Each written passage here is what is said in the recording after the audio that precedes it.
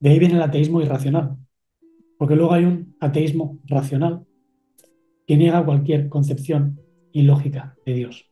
Por la propia ciencia ya ha demostrado, ¿no?, que el Dios, esencia y existencia, no solo es posible, sino que es un axioma, o sea, es innegable, no se puede negar. La divinidad es un cuaternario, porque implica la materia, la substancia. Es decir, no solo es mónada, el verdadero Dios es padre, madre, hijo, hija. Dios es todo eso a la vez. Los cielos es la madre, los cielos entendidos también como el vientre divino, la hija es el alma humana, porque el padre es una fuente también invisible, que es ese K o ese rayo de voluntad, que es infinitamente bueno, que quiere, digamos, multiplicarse, donarse, lo que fecunda. O sea, no puede haber padre sin madre, ni madre sin padre. Pero no confundáis la diosa absoluta o el vientre de luz absoluto con la madre naturaleza o la Pachamama. Pachamama no tiene misericordia, o sea, te coge, te descuartiza y listo. Entonces lo femenino en sí y por sí cae en lo destructivo. Y de ahí deriva también lo masculino caído, que es el padre de mentira. Por eso los gnósticos decían que y al Dabago, o el hijo del vacío de Boku, tiene como madre a Sofía. Y Sofía se arrepintió. Pero la primera fuerza que surge es Trina, porque la tríada reconcilia. La dualidad viene de la segunda contracción, el Simsum Bet, el Simsum de la casa. Esto lo explicaron incluso en la religión egipcia, donde decían que la serpiente cósmica se estaba comiendo el barco solar, donde iban pues Osiris, Ra. Lo que la gente llama voluntad son confluencias de deseos. La voluntad es algo divino, es algo absoluto, porque es lo único que puede superar las debilidades del cuerpo físico, de las emociones, y la propia naturaleza no puede explicar lo que es la voluntad, ¿no?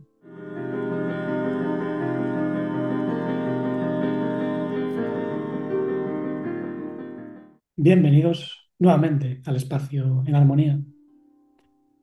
Hoy os saludo con una planta llamada arcangélica.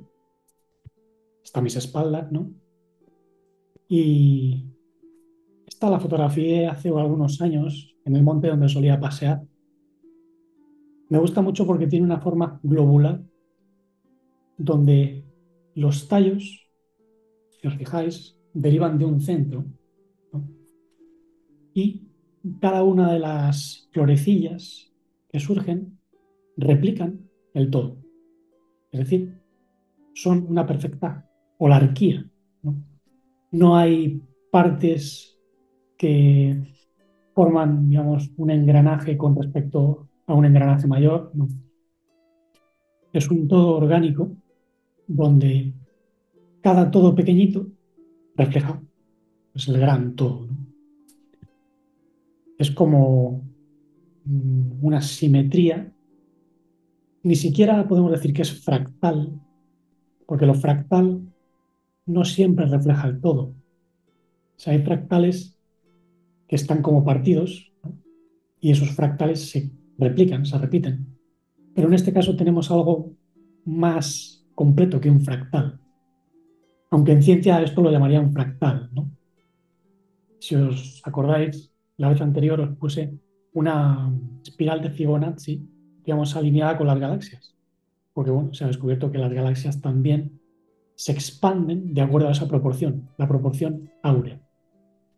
Entonces, hoy me gustaría responder con más exactitud a primero qué es la divinidad o qué entendemos por una divinidad absoluta y qué entendemos también por el mal o la oscuridad que surge dentro del absoluto.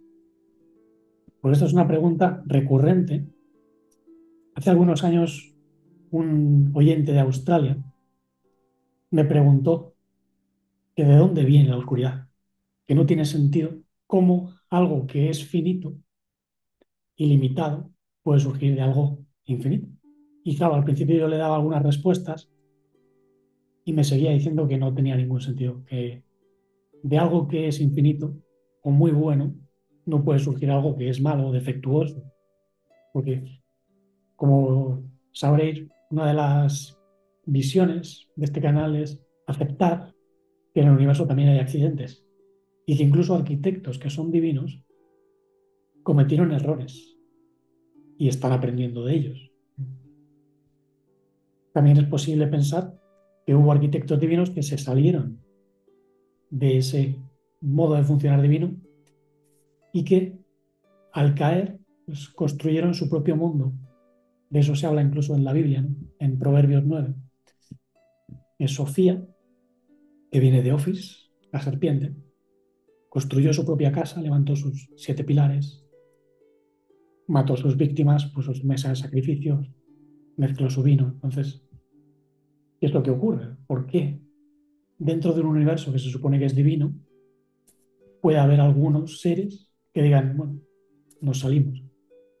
Eso no deriva de un dios malo o que haya por ahí pues una especie de Satán absolutamente inmortal, sino que deriva de la ignorancia. ¿Pero por qué hay ignorancia? Pues aquí tenemos que hilar muy fino. Si recordáis, en el vídeo anterior hablé de que hay 3 ideas fundamentales que son Dios, el mundo y el alma, ¿no? El alma humana, el alma de los seres. Esas 3 ideas están operando de fondo en todas las concepciones, ya sean religiosas, espirituales, filosóficas, políticas, culturales. Cada uno tiene una cosmovisión diferente. Algunos incluso pueden reducir conceptos o ideas a su propia cosmovisión. Pues el ejemplo de la psicología. Hoy en día, la psicología en general, por lo menos la académica y la clínica, no tiene alma. Es curioso que se llame psicología, porque no tratan el alma. Para ellos, el alma no existe, es un epifenómeno o un subproducto de interacciones neuronales o algo que surge como un magnetismo, ¿no? En torno al cerebro. El emergentismo famoso, ¿no? Es una corriente filosófica donde dicen que hay niveles que emergen, pero porque desde la materia pues, se van formando sistemas más complejos. Pero eso es un reduccionismo materialista. Nosotros buscamos lo absoluto. Lo absoluto no tiene reduccionismo, no tiene fragmentaciones, pero puede incluir estadios o fases donde la propia conciencia explore qué es la fragmentación y qué es la ignorancia. Porque si no conoces la ignorancia, ¿cómo vas a considerarte alguien sabio? Si no hay una superación de la limitación y del odio, ¿cómo vas a expresar el verdadero amor? Entonces, aquí está la razón divina por la cual aquello que no tiene límites, efectivamente permite que haya límites. Y ojo, aquello que no tiene límites no puede llamarse solo Dios, porque Dios es un concepto o idea, mejor dicho, teológica. Un concepto es una representación que se aplica a algo que podemos señalar con el dedo o con la mente. El concepto de taza, ¿no? Y tengo una taza y bajo ese concepto pues se incluyen muchas tazas, igual que el concepto de árbol o planta. Pero como decían antiguos pensadores, también hay ideas. Platón hablaba de un tipo de representación que viene del ver, de la visión, de la conciencia. Y esa idea no siempre la podemos señalar. No podemos decir, mira, ahí está Dios o ahí está el alma. Son ideas. ¿Y de dónde vienen esas ideas? ¿Son meras maquinaciones o teorías o realidades? Pues aquí está la cuestión. ¿Y qué es el mal? ¿Qué es la oscuridad? ¿Es un concepto? ¿Es una idea? Es una realidad. Eso no lo podemos negar. Porque existe la oscuridad, existe el sufrimiento, existe el mal, en el sentido de que bueno, pues hay personas que se vuelven locas y que quieren hacer daño a otras y que disfrutan de hacer daño a otras. Y también hay entidades así, que no son siquiera personas, no sabemos ni lo que son porque son como entes, ¿no? Cosas pensantes. Es curioso que un filósofo llamado Descartes definió al ser humano como una cosa pensante, una definición horrorosa, porque nosotros no somos cosas. Un ser humano es un ser, no es un ente, y mucho menos un ente que piensa. En todo caso, somos pura conciencia o puro pensamiento cuando estamos bien alineados, pero también somos puro sentir, pura vida. Y el filósofo Descartes, curiosamente, decía que esas tres ideas, la de Dios, alma y mundo, que ya vimos en el vídeo anterior, pueden dar lugar a engaños. Entonces él buscaba algo absoluto, algo que no se puede negar. Y decía, ¿de qué puedo estar totalmente seguro? Bueno, pienso, luego existo. O sea, no puedo negar que pienso, no puedo negar que dudo. Y eso lo consideraba ya pues, algo totalmente indudable, ¿no? Cosa que es un error. Luego también decía, ¿quién ha puesto la idea de Dios en mí? Solo puede haber sido Dios, porque Dios es infinitamente bueno, claro. Y como es infinitamente bueno, tampoco me puede engañar sobre el mundo que yo veo. Eso es otra ingenuidad. Porque bueno, podemos aceptar que la idea de Dios o de un ser que es más bondadoso, que es infinito incluso, no puede venir más que de un ser infinito.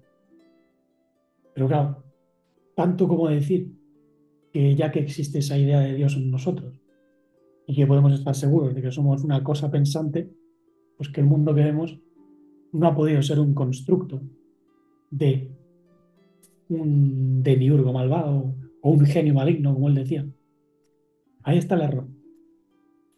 Porque el mundo que vemos, si bien no es resultado de un demiurgo malo que quiere atrapar a las almas, es resultado de la ignorancia y de la fragmentación, que es donde puede tener lugar la oscuridad en todos sus componentes, en todas sus expresiones, y ahí entra, por supuesto, el mal, pero no el mal totalmente consciente, porque, como decía Sócrates, nadie puede hacer el mal a sabiendas, totalmente consciente. Tiene que haber un punto ciego, tiene que haber algo que no comprende. Un ser que hace mal, que hace daño a otro, no comprende el amor, no comprende la vida. Entonces solo puede venir de la ignorancia y de la fragmentación. Entonces, ¿de dónde deriva eso? Aquí entraría también la cuestión de qué sentido tiene el mal, que es lo que me preguntaba el oyente de Galicia. De pequeñito, a él le dijeron que si todo fuese bueno, pues qué aburrido sería. Es una explicación un tanto simplista, porque yo no pienso que diga, bueno, como me estoy aburriendo, pues voy a permitir que exista el mal. Dios no puede hacer eso.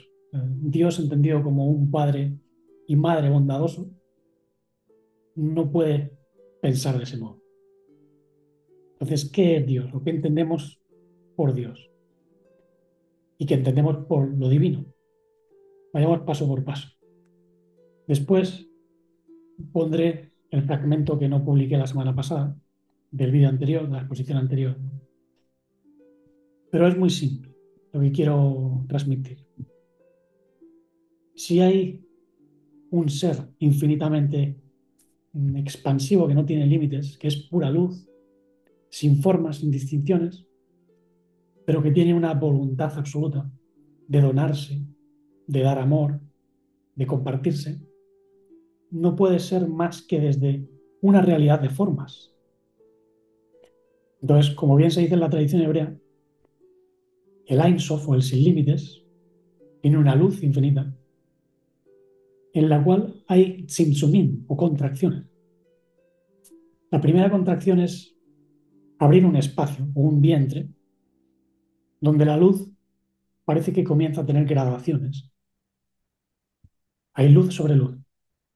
De esto doy fe porque me acuerdo del océano en el que fue engendrado mi ser divino o mi espíritu de luz, podríamos decir, igual que lo fue el vuestro.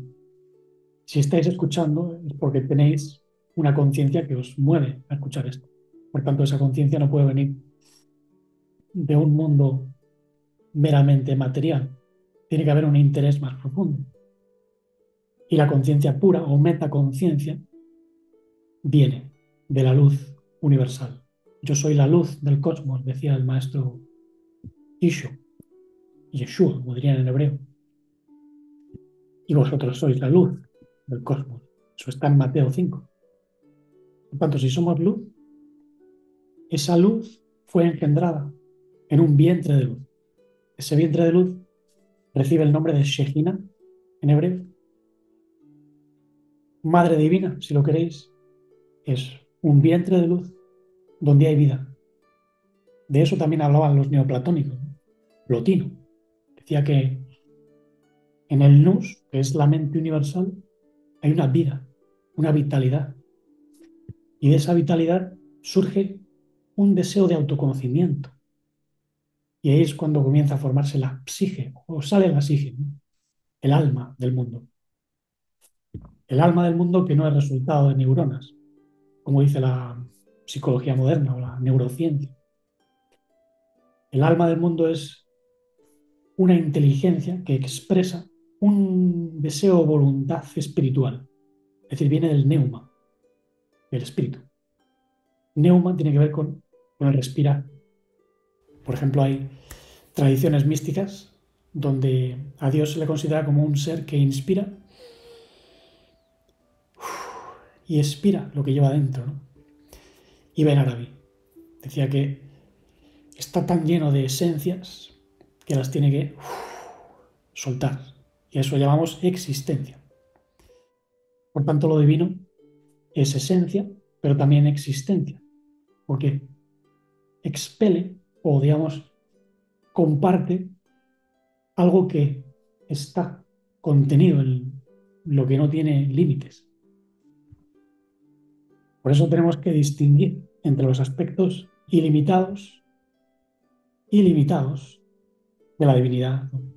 O incluso los aspectos masculinos y femeninos.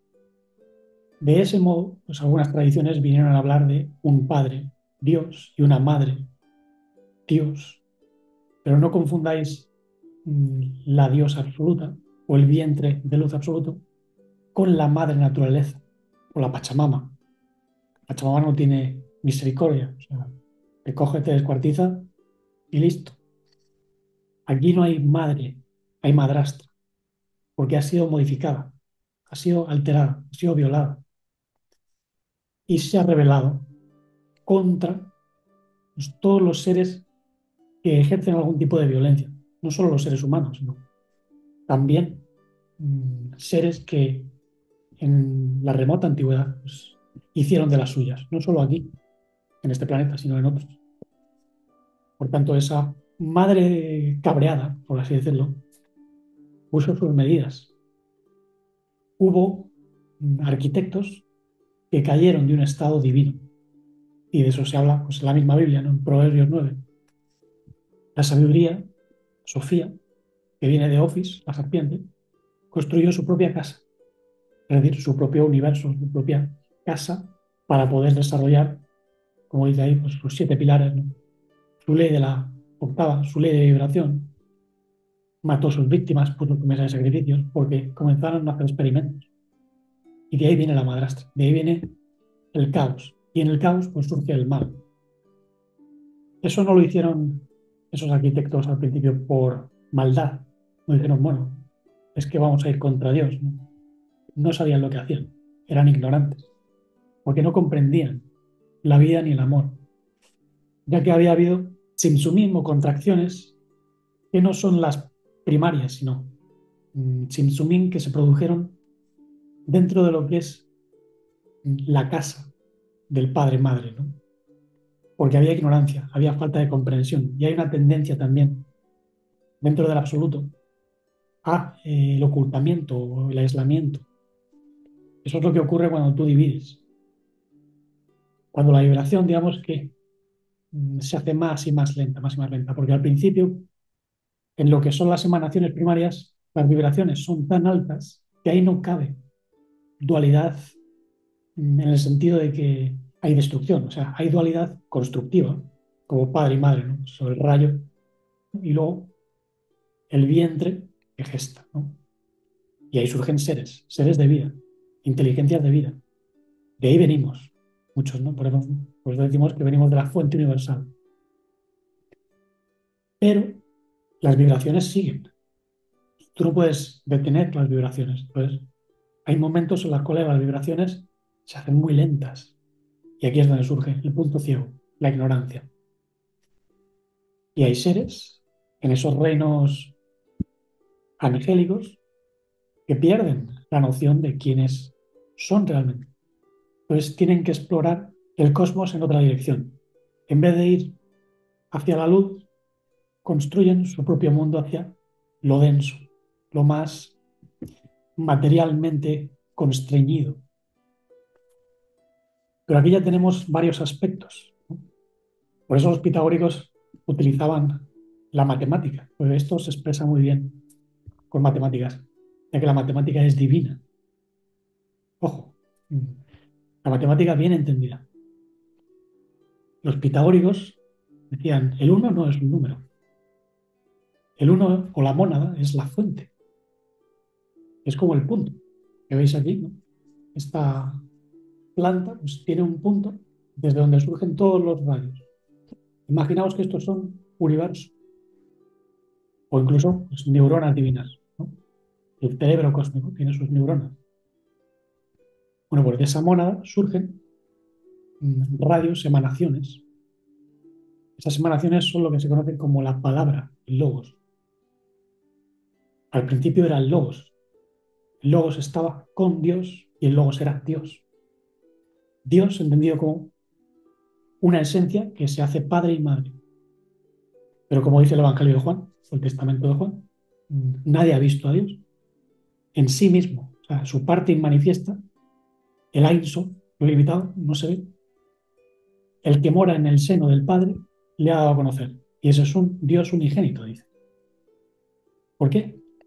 Porque el Padre es una fuente también invisible, que es ese K o ese rayo de voluntad, que es infinitamente bueno, que quiere, digamos, multiplicarse, donarse, convertirse en seres. Y esos seres son la vida, el Dios unigénito que se convierte en el rostro del Padre. El Padre es un aspecto de Dios, no todo Dios. El que mora en el seno es la madre. Tanto Dios es padre, madre, y ese hijo es una inteligencia primaria que surge con la intención de unificar todo, incluso trascender la oscuridad. Pero para ello necesita multiplicarse a su vez. Es decir, el hijo hace lo que hace el padre. Esto lo expresó el maestro Isho. Él dijo, yo no hago mm, mi propia confluencia de deseos, hago la voluntad del Padre. Lo que la gente llama voluntad son confluencia de deseos. La voluntad es algo divino, es algo absoluto. Esto lo decía Kant, el filósofo, ¿no? En la metafísica de las costumbres dice que la voluntad es buena sin restricción, porque es lo único que puede superar las debilidades del cuerpo físico, de las emociones, y la propia naturaleza no puede explicar lo que es la voluntad, ¿no? Por lo menos la naturaleza que vemos. ¿Por qué algo que es tendente al caos o que es regido por el eros, por las pasiones, instalaría en nosotros una voluntad que puede trascender incluso el deseo de vivir físicamente? Hay gente que da la vida por otros. Eso en el reino animal se explica como deseo de supervivencia, ¿no? O de proteger a las crías. Puede haber madres, una osa, por ejemplo, que comienza a luchar contra otro oso para proteger a su bebé. Eso está en la naturaleza, pero yo no creo que sea por voluntad. Es decir, la madre osa no dice, uy, voy a ejercer mi voluntad y voy a proteger a mi niño. No, es un sentimiento gregario de protección, ¿no? De alguien que considera que es parte suyo. Hay quien dice, como el amor de madre no hay nada. Sí, en parte es verdad. Pero el verdadero amor de madre o de la madre universal es una voluntad gestada. O sea, la madre recibe la voluntad del padre y la dona a diversos seres. Y ahí es donde entramos nosotros.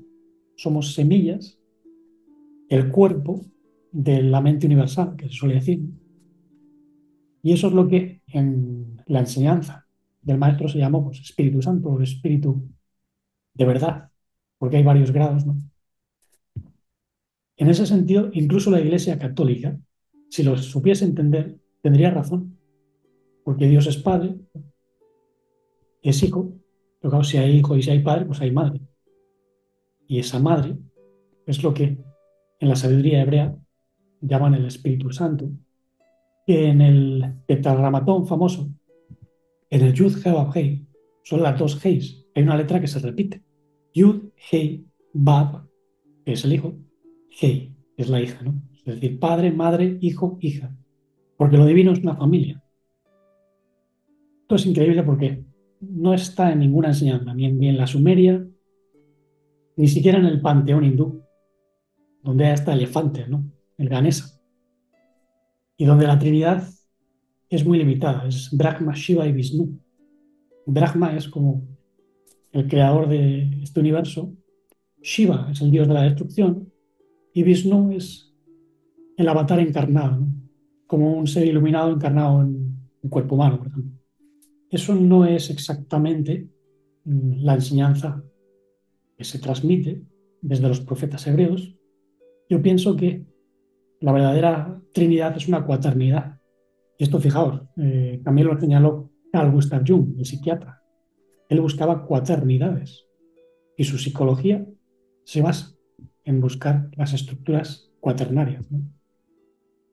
Como por ejemplo el pensamiento y el sentimiento, o la sensación y la intuición. Y su inspiración era la cábala hebrea, el estudio cábala hebrea. Por eso yo la cábala hebrea la tengo en alta estima en el sentido de que tiene algo muy valioso, que incluso el Mesías, Yeshua, expresó en sus parábolas, ¿no? Él estudiaba o enseñaba, mejor dicho. Al principio estudió, evidentemente, para formarse, y estudió pues, lo que antiguamente llamaban Chokmah Ishtar, que es la sabiduría escondida, lo que llamaban Cábala, pero que fue desvelado, fue comunicado en sus más profundos secretos. Eso es lo que hizo el Mesías. Y él, de algún modo, utilizaba tanto las alegorías con ideas y códigos de la Torah como apertura a otras enseñanzas, ¿no? Por ejemplo, lo del ritual de Egipto, de lavar los pies, eso venía de Egipto, ¿no? Los sacerdotes lavaban los pies a los faraones. Bueno, pues el maestro lavó los pies a sus discípulos, porque el maestro no es un señor que viene a hacer esclavos. Yo os llamo, pues mis amados, mis amigos, mis hermanos incluso, porque sabéis lo que hago yo, es la voluntad del Padre. Mientras que el esclavo no sabe lo que hace su señor. ¿Por qué me llamáis señor, señor? Y no hacéis lo que os digo. Eso fue un engaño que se hizo en la traducción de los 70, ¿no? La Septuaginta. Ahí veréis Kyrios. Kyrios en griego pues es un señor. Lo que deberían haber escrito es logos. Al principio era el logos. Y el logos es esa razón de ser de las cosas que tiene una estructura. Yud, He, Vav, Hei. Y es un donarse. Por eso, mucho ojito con las enseñanzas que dicen, no, es que el Padre es Yaldabaoth y es Jehová. Y ese es el que ha dado leyes. Todo eso son interpretaciones humanas. Eso no existe en la realidad. Por eso yo en ese sentido me declaro ateo. Yo no creo ni en Jehová, ni en Yahvé, ni en Ganesha, ni en la madre que parió a toda la corte de entidades, porque no son dioses. En todo caso, son concreciones de la psique universal que ha entrado en ignorancia. Pero eso no es una expresión del tetragramatón. El tetragramatón, que es Yud Vav Hei, es un cuaternario que incluye la tríada, lo que los pitagóricos llamaban tríada, porque ellos hablaron de la mónada, pero después viene la tríada, no la díada. Ojo, todos los dioses caídos, lo que llaman los gnósticos Yaldabaoth o Saklas, todos los dioses caídos se basan en división. son entidades divisivas, es decir, que dividen, no meramente duales. Lo dual no tiene por qué ser algo negativo o destructivo si tú lo reconcilias. Por eso, la tríada reconcilia la diada, los polos. Padre y madre se reconcilian en el hijo, y eso está en la divinidad. Pero padre, madre e hijo no son lo absoluto en sí, porque lo absoluto en sí no tiene ni siquiera pues, un nombre o algo que tú puedas decir, es esto. Por eso se expresa con una familia. Eso es el tetragramatón, o el nombre divino, o el Shem, Hashem, como dirían en hebreo. ¿Qué es lo que ocurre? Que no lo entienden. Pero Hashem es el soplo divino. Por la palabra divina fueron hechos los cielos y las huestes por el aliento de su boca. Eso está en los Proverbios, ¿no? 33:6. Quiere decir que hay unas emanaciones de las cuales surgen seres, algunos de los cuales pueden experimentar fases de ignorancia. Es decir, no existen hipóstasis del mal. No existe un Satán absolutamente malo. Hay una tendencia energética a la entropía, a la ignorancia, al aislamiento, a la fragmentación, lo cuántico, lo fractal. Eso sí, esa es la casa de Office, la serpiente. Pero la serpiente necesita ser reconducida, transformada. Por eso, todas las enseñanzas basadas en la serpiente se engañan a sí mismas.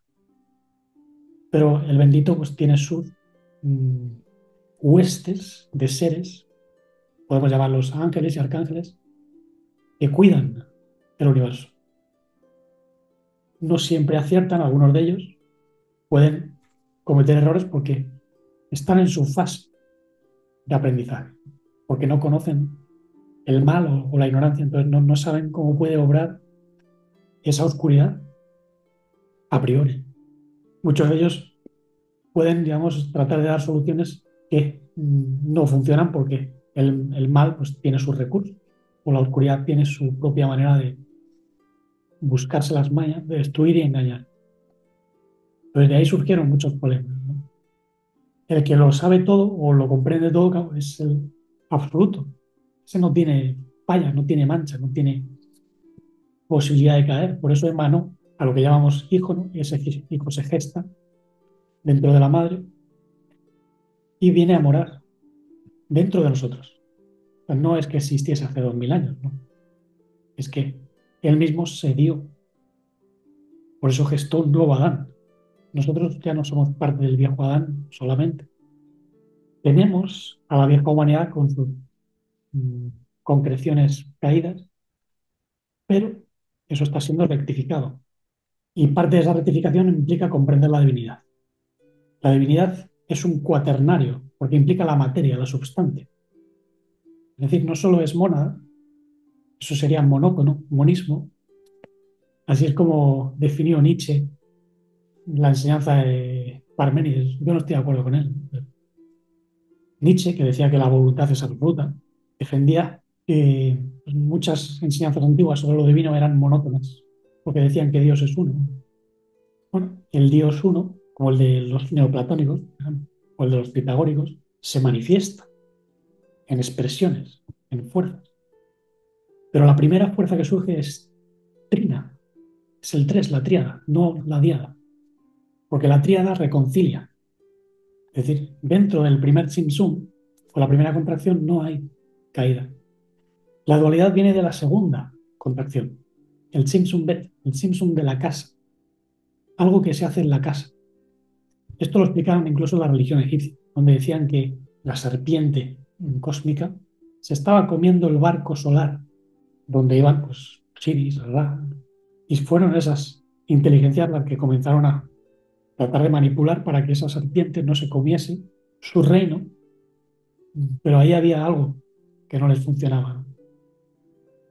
Y es conectarse al todo divino.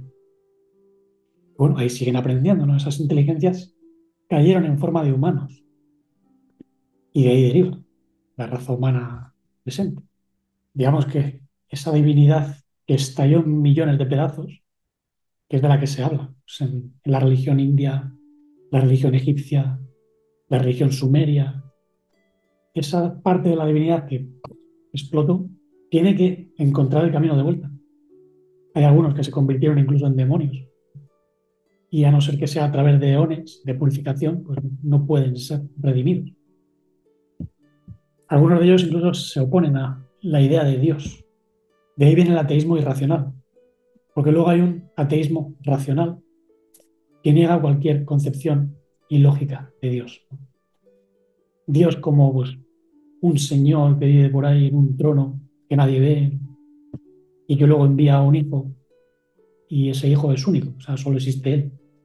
Ese Dios no existe para mí, porque el maestro, el Hijo Divino encarnado, dijo, yo soy la luz del cosmos y vosotros sois la luz del cosmos. Está en Mateo 5 y en Juan 8. Yo soy la vid verdadera y vosotros las ramas. Y él enseñaba muchas veces con flores como esta. Es decir, somos un cuerpo colectivo que se expresa cuando estamos bien afinados. Por eso hay que unificar lo que es el ego humano a nuestro yo divino, que es una emanación, un logos del gran logos. Por tanto, tampoco podemos decir que yo soy Dios. Cuidado, ¿en qué sentido? ¿No? Porque no eres el absoluto en sí, ya que te has manifestado, ¿no? No eres siquiera el Hijo en su primera emanación, porque no lo has demostrado, ¿no? Y sí que podemos decir que tenemos pues, un espíritu limpio, un espíritu santo que viene de esa emanación primaria del Padre, y en ese sentido nos estamos haciendo hijos divinos o creciendo como hijos divinos, pero hay mucho engaño todavía. Es decir, el viejo Adán sigue traumado dentro de nosotros y el viejo Adán tiene que morir para resucitar, para ser reintegrado al árbol de la vida y salir del árbol del conocimiento. El árbol del conocimiento es un mundo fractal donde todo se rompe, donde hay muerte, donde hay entropía. Pero en el verdadero reino divino no hay muerte. En todo caso, el reino de Dios se ha acercado, como dijo el maestro. Y ahí es donde entra toda la concepción del mal que lucha contra lo bueno, que quiere destruir, que quiere engañar, que quiere arrastrar. Pero eso ya no es un demiurgo absoluto. Son seres que han caído. En todo caso, hay una energía, la energía de la serpiente, que en sí misma no es mala, pero puede llevar a puntos ciegos, a ignorancia. Por eso las serpientes pues, tienen lengua bífida, un iris vertical, ¿no? Que separa, y luego también un párpado nictitante, una especie de párpado que, si os fijáis, va de derecha a izquierda. Aparte de los párpados, pues tienen otro. Eso hay algunos pájaros que también lo tienen, porque es como un velo, ¿no? A la naturaleza le gusta ocultarse, decía Heráclito. Entonces, ahí tenéis una explicación de por qué existe la oscuridad para ser trascendida. Y porque forma parte de la propia manifestación de la existencia, que en principio, en sus primeras manifestaciones, viene de una esencia pura, pero que se puede corromper. Y por eso el tetragrámatón es lo que reconcilia tanto la mónada como la díada como la tríada. Porque de lo uno no hay muchos, por lo menos de lo uno en sí. De lo uno como unicidad sí que hay muchos, pero en los muchos puede haber díada, división. Entonces, para que la díada esté reconciliada, tiene que haber una tríada, reconciliación. Esa tríada no existe aislada, o sea, genera una sustancia. O sea, la materia tiene que ver con la sustancia. Y la sustancia en principio es divina. Pero también hay una luz sustancial, el éter, que forma parte de la madre. La mater es materia. Ahí es donde entraría, por ejemplo, la concepción de Spinoza, el Dios de Spinoza, ¿no? Que decía que Dios es una sustancia infinita con infinitos atributos y que eso es natura naturans y natura naturata. La naturaleza que produce y los objetos de la naturaleza. Ahí entraría el panteísmo y el panenteísmo, pero es limitado. Yo pienso que Spinoza quería dar una explicación a lo que llaman Ein Sof, aún, ¿no? La luz del limitado. Pero claro, lo divino es absoluto. Pero lo absoluto en sí mismo no tiene calificación. No podemos decir que es siquiera sustancia o que es Dios o que es esto o aquello, porque, como dicen en la India, neti neti, ni esto ni lo otro. Eso ya son atributos. La substancia es una noción filosófica que está pues, en la India o en Aristóteles. Él decía que la sustancia es lo que subyace, substar, lo hipokeimenon, decían en griego, ¿no? Lo que está por debajo con atributos. Pero yo diría que eso ya es parte de una manifestación. En sí mismo y por sí tiene, digamos, una expresión total que incluye la materia y el espíritu en todas sus manifestaciones.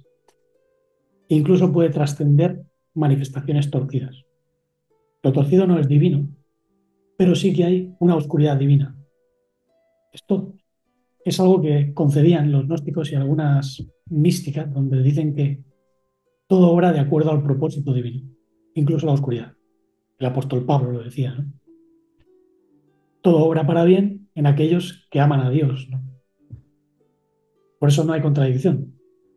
La contradicción es negar lo absoluto, porque si hay universo, si hay seres, ¿qué razón tiene eso, no? No puede ser como dice la ciencia, ¿no? Es que es resultado de interacciones aleatorias, cuando ya han demostrado que no es así. Que todo tiene un patrón. ¿De dónde viene el orden? ¿De dónde viene la estructura? ¿Por qué el universo se expande de manera más acelerada cada vez? Si todo es entropía y todo se está muriendo y todo es fruto del azar, ¿por qué se expande? Dicen, no, la materia oscura y la energía oscura, que es el 99%. Eso no lo conocemos, solo conocemos el 1%. Por la propia ciencia ya ha demostrado, ¿no?, que el Dios, esencia y existencia, no solo es posible, sino que es un axioma, o sea, es innegable, no se puede negar. Ahora si dices, sí, Dios es un padre misericordioso con unos y punitivo con otros, pues entonces, claro, ahí ya estamos en una concepción muy estrecha. Pero es que eso no es Dios, eso es idolatría. El verdadero Dios es padre, madre, hijo, hija. Por eso el concepto de Dios pues, está muy bien, si se entiende, ¿no?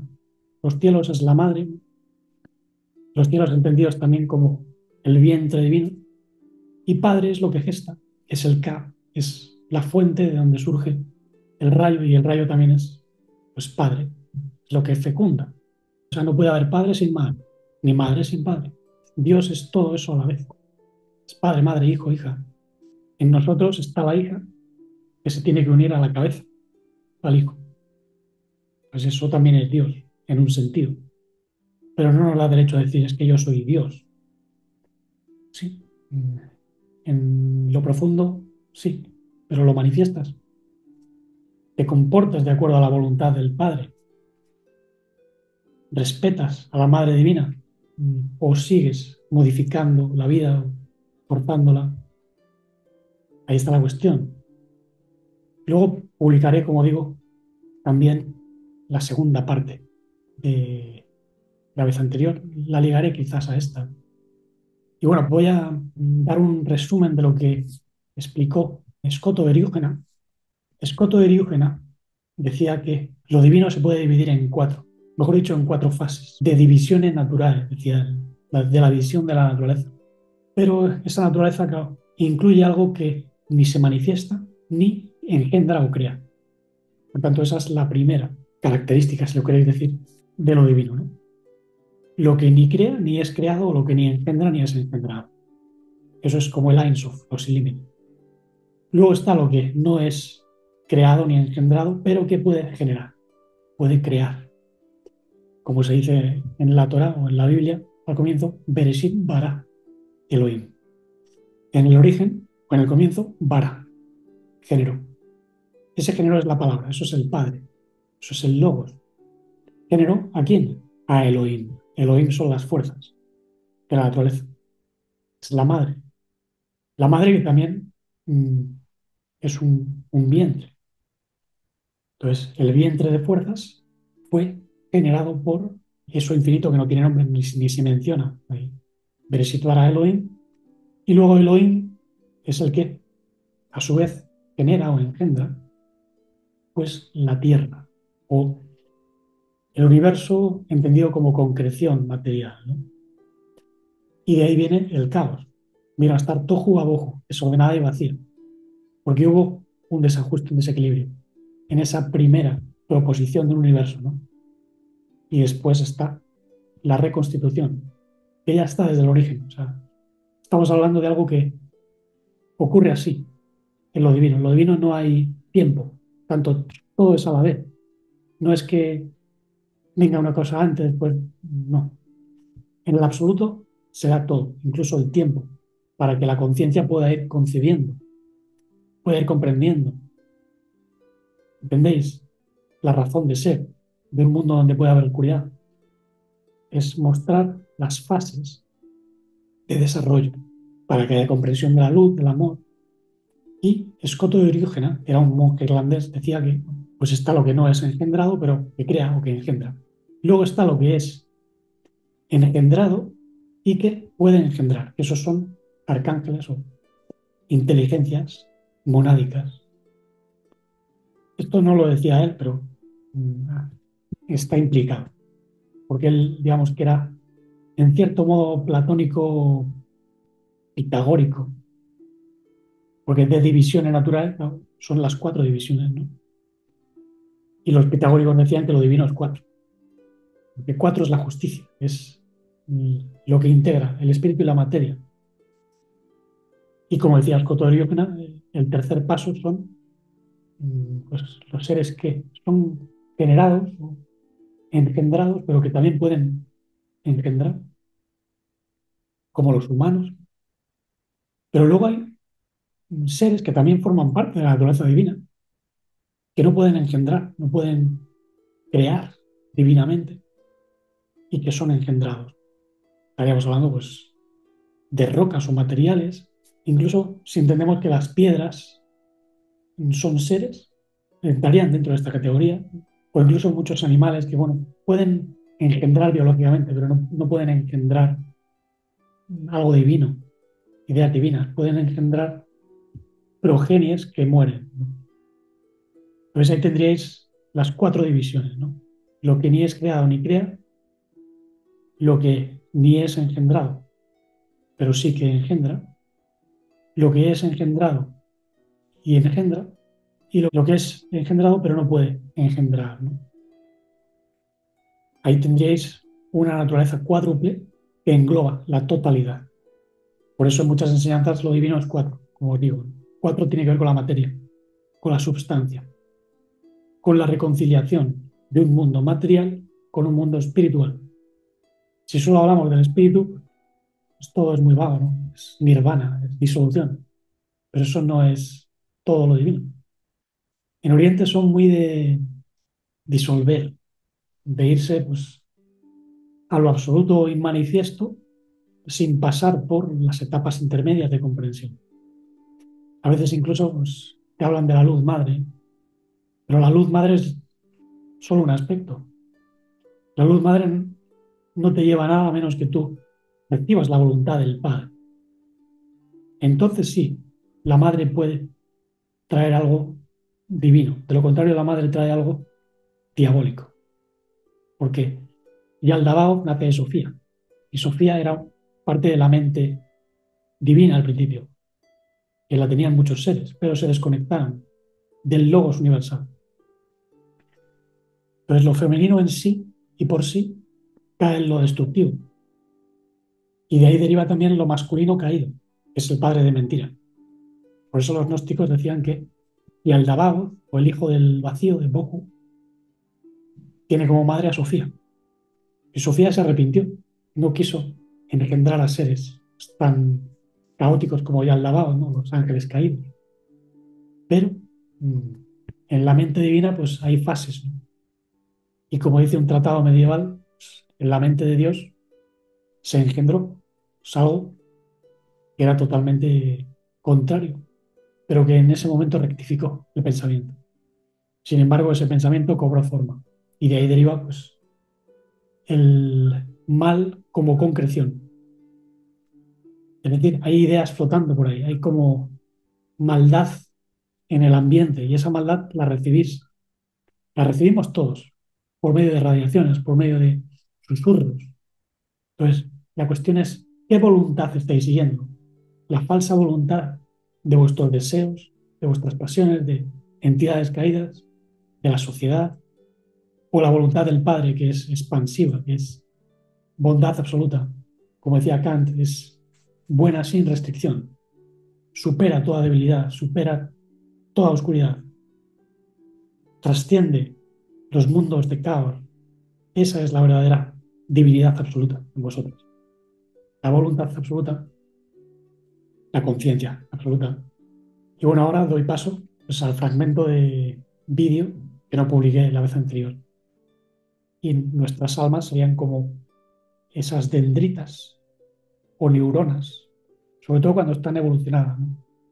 Mientras están todavía parasitadas, si tienen algo de vida divina, pues evidentemente tienen que ser limpiadas, tienen que ser purificadas, igual que nosotros tenemos que hacer una limpia neuronal, reconfigurar lo que se llaman redes neuronales. Eso se llama neuroplasticidad, la plasticidad de las neuronas. Y del mismo modo que tenemos neuronas físicas, claro, nuestras extensiones divinas de pensamiento necesitan reconfigurarse también. Porque hay algunas que se han torcido y en vez de estar apuntando hacia la vida, están apuntando hacia la muerte. Y eso es lo que le ocurrió a muchos ángeles caídos, que teniendo pues, una mente divina, al llegar a un mundo de oscuridad, se volvieron en contra, incluso de Dios, ¿no? De ahí surgió pues, cierto negacionismo, pero es solo resultado de la ignorancia. Y muchos de ellos incluso son los que proponen el emergentismo, que ahora mismo ha fascinado a neonósticos como Timothy Frick.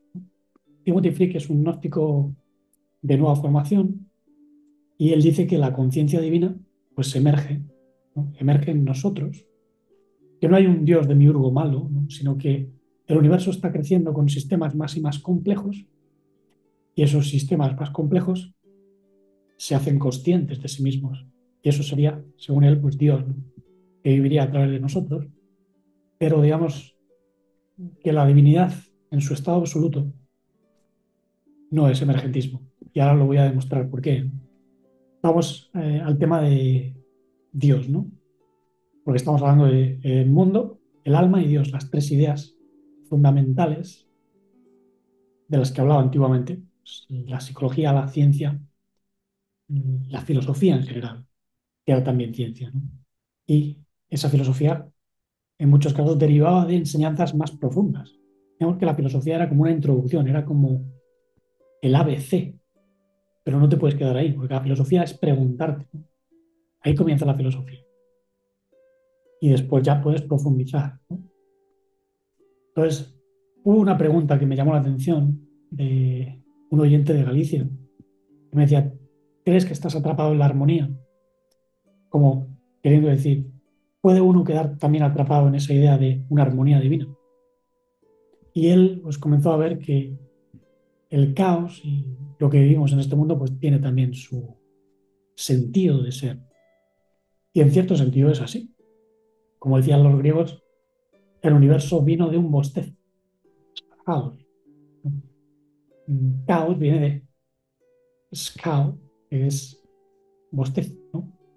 Y ese bostezo, ¿no? Deriva de un aburrimiento, pero no el aburrimiento del Dios absoluto, por así decirlo, sino de inteligencias que están dentro del absoluto, pero que no entienden todavía la plenitud del amor.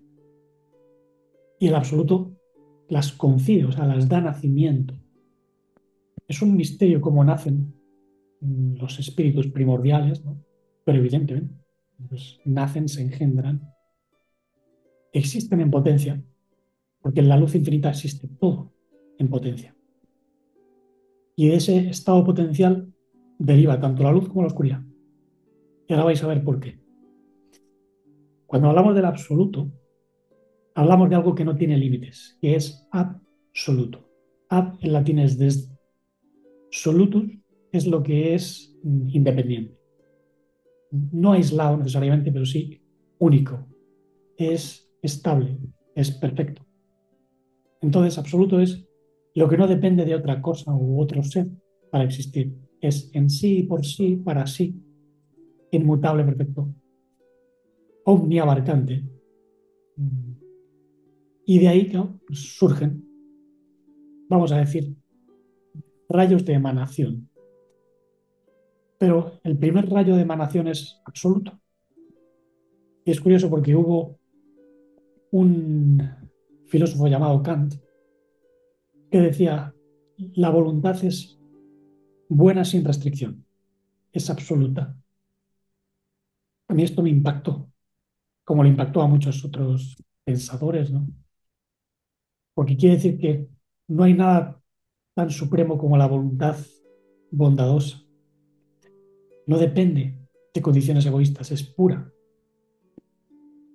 Y lo que estamos proponiendo en esta visión es que lo absoluto se manifiesta primero con una voluntad.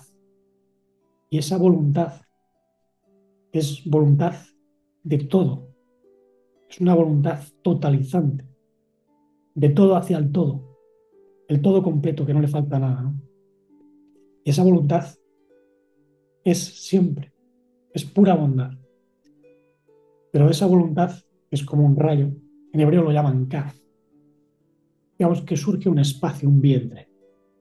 Y en ese vientre ya hay dos principios. Podemos llamarlo el padre y la madre. El padre de luces es un aspecto de esa voluntad que se ha sembrado dentro, que ha generado una radiación en el vientre divino. Es decir, el vientre sería como el aspecto materno de luz, que es una inteligencia. Lo llaman Shekinah, donde mora lo divino, ¿no?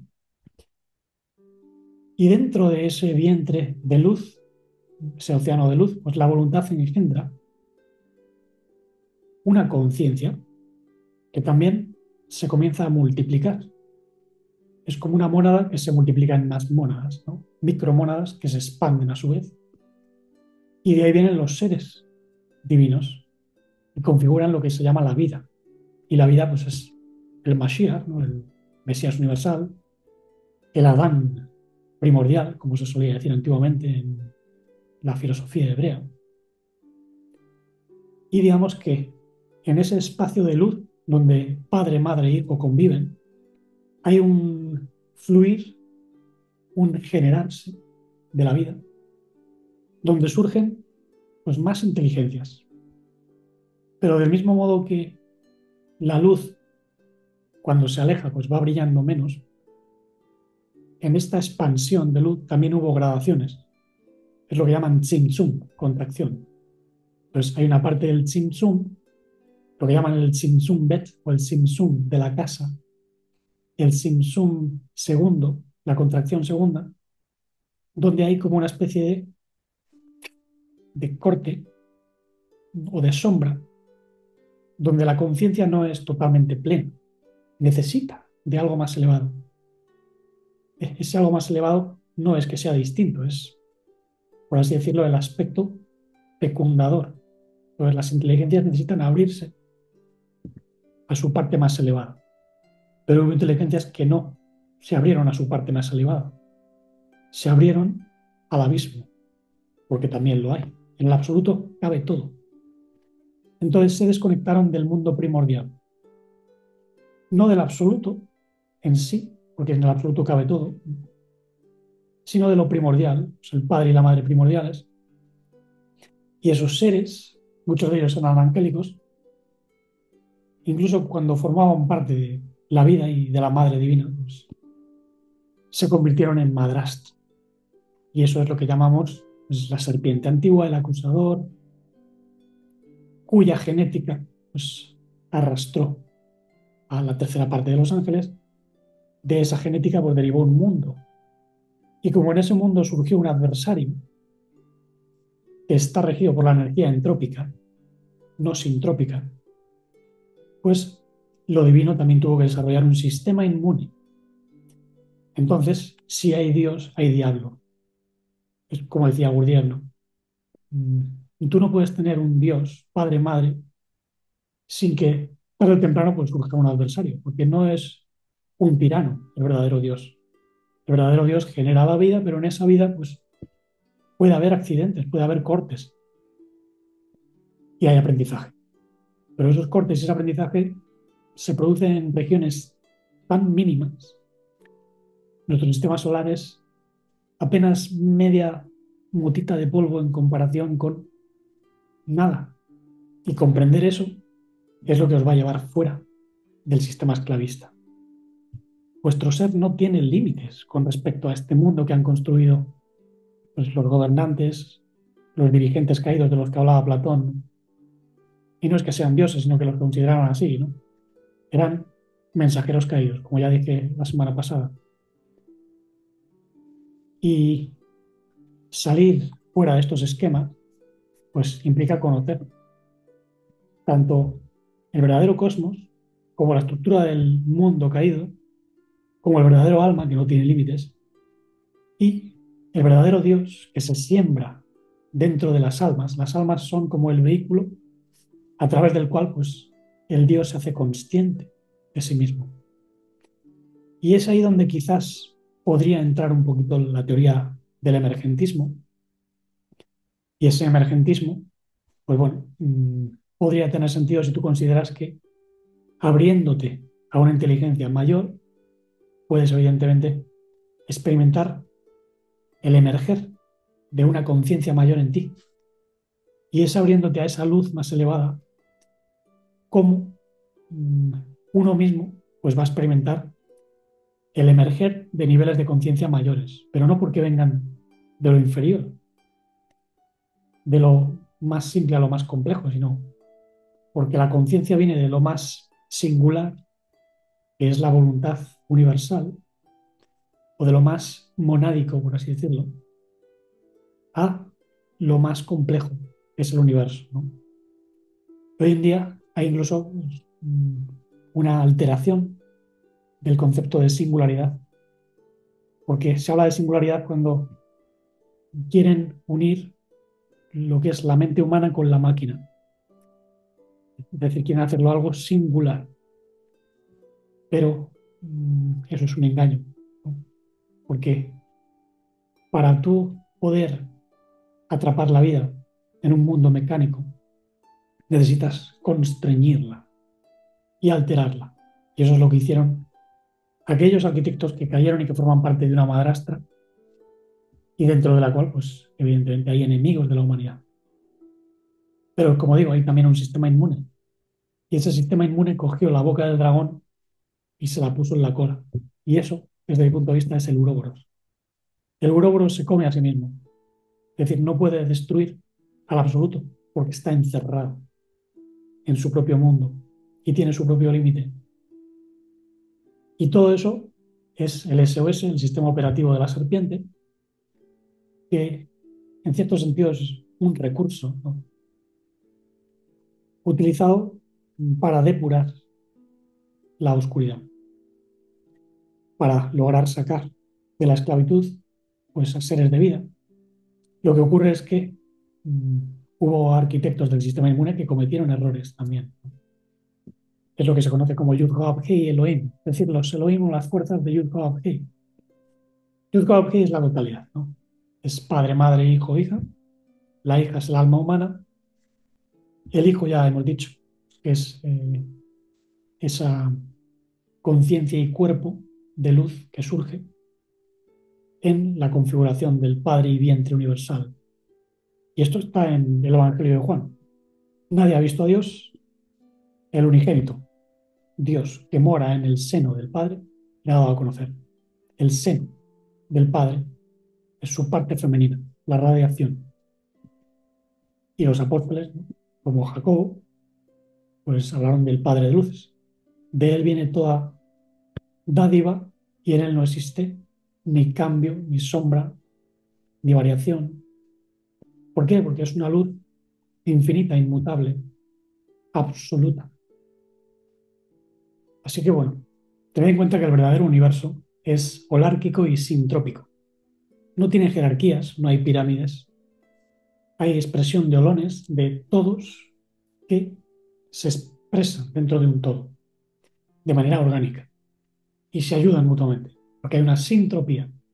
Sin es conjunto, tropía viene de tropos, que es movimiento. Movimiento, conjunto, co-originario y codependiente, interrelacionado, donde todos se ayudan. No hay, digamos, el más grande se come al chico o el más fuerte domina sobre el más débil. Eso ya es parte de un mundo caído, de un mundo fragmentado, donde hay división cuántica, división de luz y oscuridad.